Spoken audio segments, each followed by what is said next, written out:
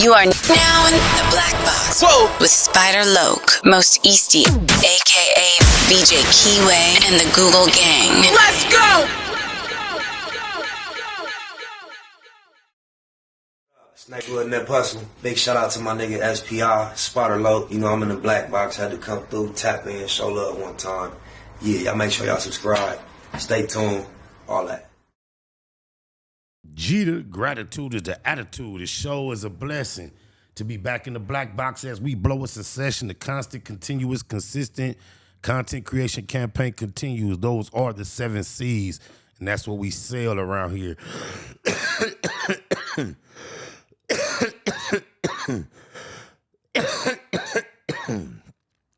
As we navigate these 7 C's, I'm your captain, VJ Keyway.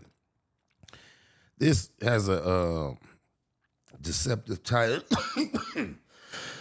The video reacting to has a deceptive title because it says something about Lorenz, Tate, and Menace to Society, which is all dandy. It is about Lorenz, Tate, and Menace to Society. However, it has a broader scope, a range of focus than that.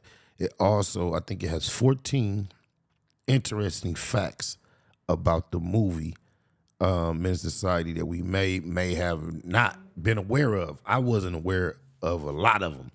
We might not get through the whole thing. It's a kind of long video, but maybe we will, depending on how interesting it is. And but with no further ado, let's see what the cast of Menace of Society has been up to. Very interesting information here. If you are interested or aware of or familiar with the film Menace to Society at all, on my mama, let's go.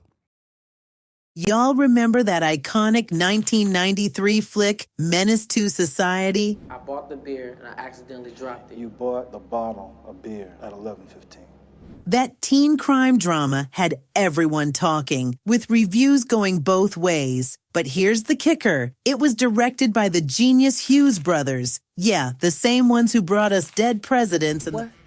You listening to me? Look at him.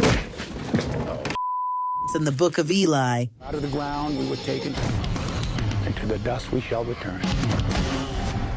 Menace to Society was set in the gritty Watts and Crenshaw neighborhoods of L.A., following the life of Kane Lawson, Tyron Turner, and his crew. But what's wild is that this movie gained notoriety for its raw portrayal of violence, profanity, and drug culture, while also getting critical acclaim for the performances, direction, and its real talk depiction of urban life. Hey, I want to know if you ready to do this. Yeah, break your fool. Now, here's where things get real interesting. I'm about to spill some tea on the making of this movie, and trust me, it's about to get weird. Like, seriously weird. We're talking 14 bizarre facts that'll leave you on the edge of your seat, wondering how this movie even came together. I know you ain't dumb enough to be showing the robbery tape, man. What's up with that? Buckle up, y'all. Number 14. The Hughes brothers were skeptical about releasing the movie. Y'all won't believe the drama that went down when Tiger Williams and the Hughes brothers were cooking up the script for Menace to Society. They caught a glimpse of the commercials for Boys in the Hood 1991. Oh, we got a problem here? We got a problem here? We got a problem, nigga? Oh, what up with this? And straight up freaked out, thinking their movie dreams were toast. Bob Shane Newline decided to give this movie a chance. I wouldn't have said this in the past, but I think Boys in the Hood had a lot to do with it. They thought, game over, our movie's been made already. But then they actually watched Boys and the Hood and were like, phew, we're good. See, they realized their movie, Menace to Society, was going for a whole different vibe. Dark, gritty, and nihilistic. He wouldn't have put us here. I mean, look where we stay at. It's all While Boys and the Hood was all about hope and uplift. Two different worlds.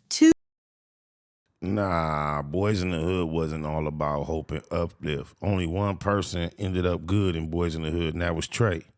He the only one that had a father active in his life, and but everybody else, it was Menace Society plus the positivity of a Trey story. Doughboy, Ricky, everybody else got f***ed off. Oh, my mama. two different messages. And we wanted Menace to Society to be the antithesis. And we wanted to examine really why so many kids don't make it out and what are the reasons why they don't make it out. Number 13. Some scenes were added to induce emotions. Y'all, check out this juicy behind-the-scenes secret. You know that emotional scene where Purnell visits Kane in the slammer? Kane visited Purnell in the slammer. They got that reversed. Kane is the visitor. Purnell is the person in jail. How you doing, man? How come you ain't never come to see me? Well, here's the 411. It was added to the script way later, like after New Line Cinema got their hands on it. Apparently, the studio was feeling like the movie was too dark, too gritty, and they wanted to inject some more heart and soul into it. They wanted it to be lighter, more uplifting, and all that jazz. So, the Hughes brothers went back to the drawing board and came up with that powerful prison visit scene. It's crazy to think about, but that scene, which is now a pivotal moment in the film, was almost never part of the story. But in the end, it added a whole new layer of depth to the movie, and we're She was funky foul on that visit. Brought the new wee to the visit and then gave him a funky ass attitude like she wasn't down with the program. She was funky for that. Oh, blah, blah, blah, blah. We're all better off for it. Number 12. The F word was used a whooping 305 times in the movie. Get ready for a jaw-dropping stat. The F-bomb and its variations are dropped a whopping 305 times throughout the film. What the is that? That's right. To put that in context, they should have told us the statistics of another popular film or the next, what's normal? What's average for the F-bomb in a film? We don't know how many more that is than normal. The movie's dialogue is straight fire, and the profanity is off the charts. You've been warned. Number 11. MC8 ad-libbed most of his lines. Don't be playing. Dog Kane, you hear what I'm saying? If I ain't mistaken, he the only person on the cast that was really from a set. Oh, my mama, this ain't hard to believe that he had the opportunity and was capable of just ad-libbing the majority of what he was saying to make the scene feel authentic. Oh, my mama. Kill him, get the fuck back. Here's a dope fact that's gonna blow your mind. MC8 took his role in the film to a whole new level by improving most of his lines. What up, King Lobster? What's up? What up, bud at, boo? He wanted to keep it real, keep it gangsta, and keep it authentic. So he drew from his own experiences to bring that gang life to the big screen. So just having that experience of growing up in the hood and being in situations, a lot of I was able to ad-lib. Think about it. When you're watching a movie about the streets, you want it to feel real, right? You want the actors to bring that fire, that passion, and that authenticity. And that's exactly what MC8 did. To the wax boy, you could have did it much better. He poured his heart and soul into his role, and it shows. A lot of my words were not scripted. It was just natural feeling. And I think that is the reason why I was put in the movie. By ad-libbing most of his lines, MC8 was able to tap into his own experiences and bring a level of realism to the film that's hard to match. He wasn't just reciting lines from a script. He was living the role, breathing it, and bringing it to life in a way that's both powerful and unforgettable. Number 10. The filmmakers were skeptical about making some scenes too graphic. Get ready for a major plot twist. You know the iconic love scene between Kane and Ronnie?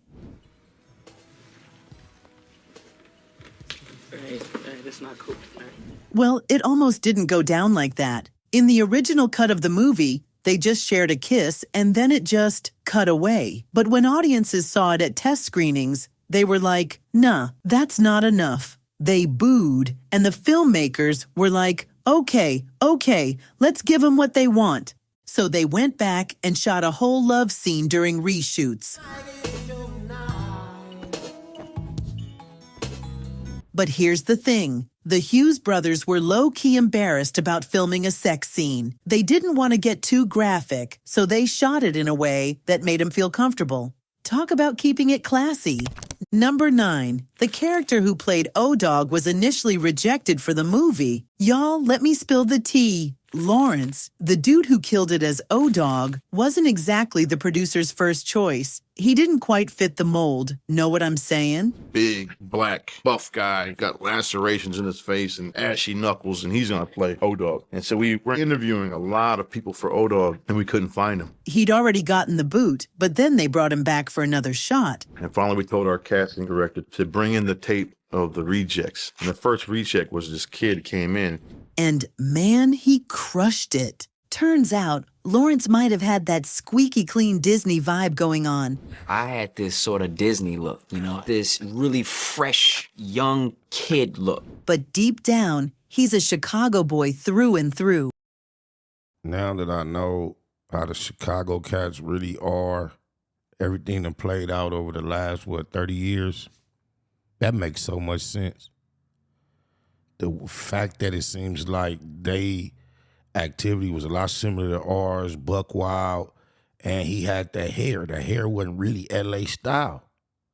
That makes sense. That there's so much similarities in how I hear how they operate to way how we have operated. Differences, and the slight differences I see. Okay, he's from Chicago, but that's why he was able to capture that buck wild, not give a attitude so much, because he was from over there where it was like that. That's deep. And this was his first movie, I believe. I'm originally from Chicago, so my interpretation of the guy was based on some guys that I had seen in Chicago. He'd seen some real deal stuff go down in the streets, and that authenticity is what made his audition so fire. The odds are against me, so I gotta flip this. I have to really go in there and knock it out. Oh, nigga, you would sound like a little man. When he came back for round 2, he nailed it. His swag, his mannerisms, everything was on point. This kid was so spot on. And his mannerisms, body language, lingo, everything. The producers were like, yo, this is our O-Dog. He nailed it. You know, there's no way anybody else even come close to this. And the rest, as they say, is history. Said, this is yours. I didn't believe them, and I didn't think much of it until I got the call and they said that you landed the part. And this was my first film. I had never done a movie. Number 8. The initial script of the movie faced massive rejection. It's time to spill some tea about a pivotal moment in film history. Be here tomorrow night about 10:30. I'm sorry. Are you sure you mean tomorrow night? The script for this iconic movie was written before the 1992 Los Angeles riots shook the nation. But when the Hughes brothers took it to studios, they were faced with a tough decision. Los Angeles was a hotbed for gang activity, drugs, and police brutality. It just wasn't a good environment to be a black male anywhere. Many studios wanted to tie the riots into the story, but the brothers refused. They didn't want to make a profit off people's pain, especially when the wounds were still fresh. That is extremely ironic when this movie is filled with the pain of our people. They could have left that statement out. Oh, my mama. That took guts, right? As a result, the script collected dust for a minute. Studios weren't feeling the brothers' vision, and it seemed like the project was doomed. But the Hughes brothers held tight to their artistic integrity, and eventually, their perseverance paid off. What we were trying to do was take a slice of reality. Number 7. A funeral scene was axed out.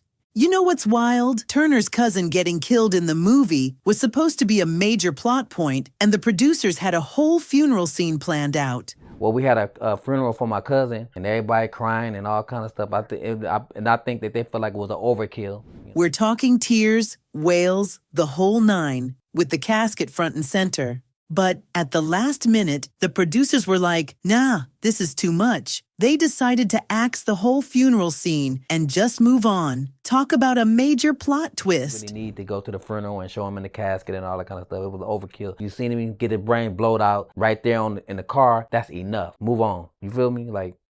Number 6, Menace to Society was the inspiration behind Grand Theft Auto.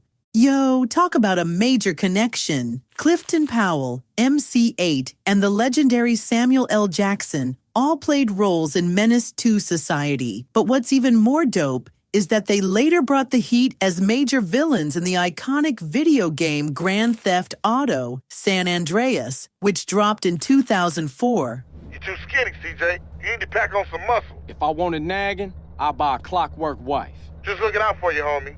But here's the thing, Menace 2 Society was actually one of the main inspirations behind the game. That's right, the streets of Watts and the gritty world of Menace 2 Society helped shape the game's dark and intense vibe. Mind blown, right? Number 5. Tyron Turner had the face, but didn't have the acting chops. Y'all won't believe the tea. According to the producers, Tyron Turner was the clear frontrunner to play Kane. The dude's got that face, you feel me? Tyron Turner wasn't even a professional actor, but he had this look that I think everybody could kind of vicariously live through. We got a lot of resistance from New Line because he was a raw talent at the time. But allegedly, his acting skills were straight trash. The first rehearsal was a hot mess, a total train wreck. The first rehearsal was kind of a disaster. He wasn't ready, and everybody wondered, oh, wow, is this guy going to be able to do the part? But here's the plot twist. They brought in a coach to whip him into shape. But we got him a coach,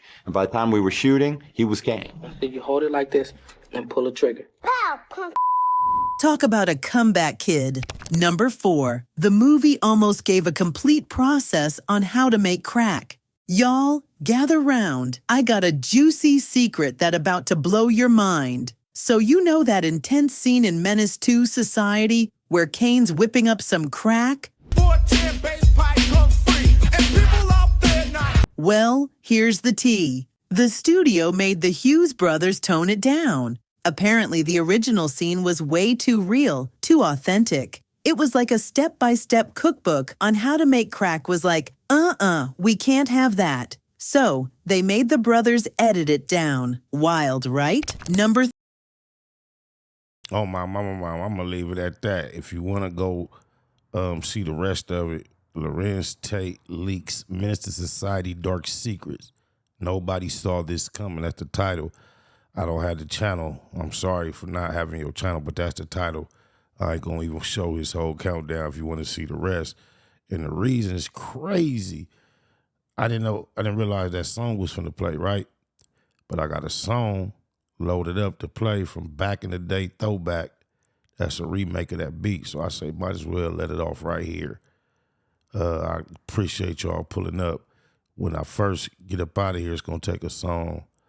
Matter of fact, I just do it like this. It's going to take a second. I got to get the music, the audio up on the video. There ain't going to be no audio when I first turn it on. You'll be like, it's going to be a delay. The video won't come on. It's going to take me, I got to go bloop, bloop, bloop, bloop. Probably about 10 seconds to get the audio cracking. Watch. I'm going to do it. Then I'll get up out of here.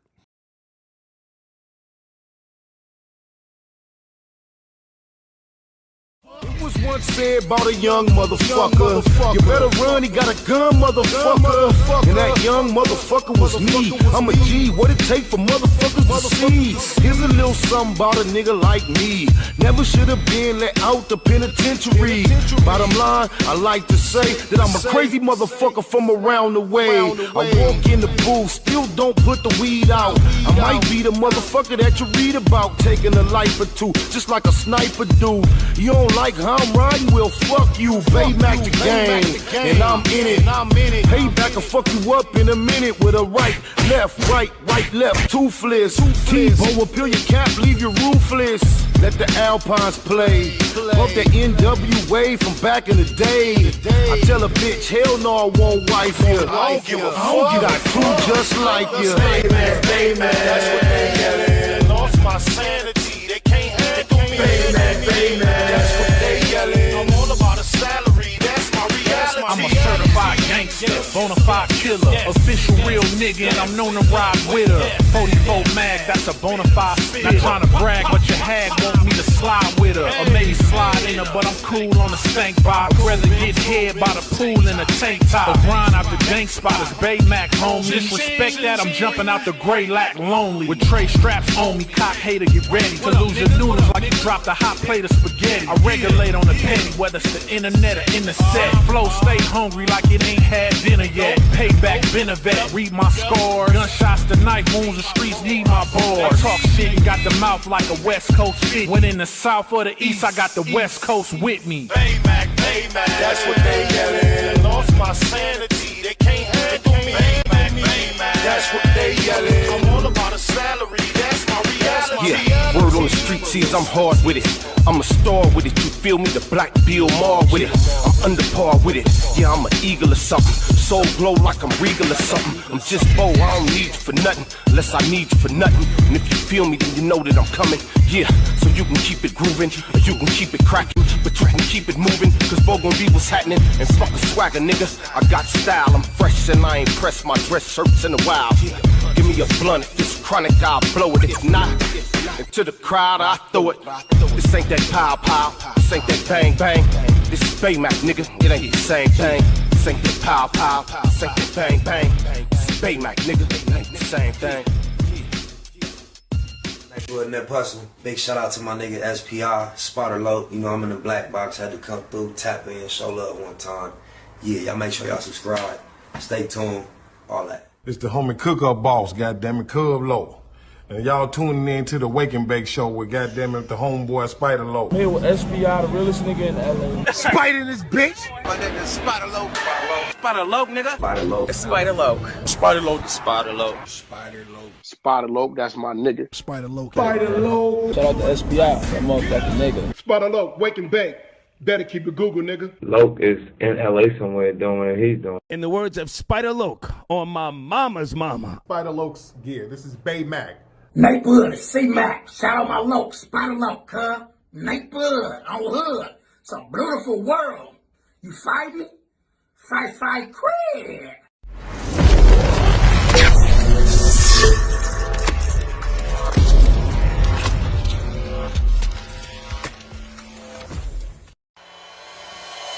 Point blank, through no subliminal dissing.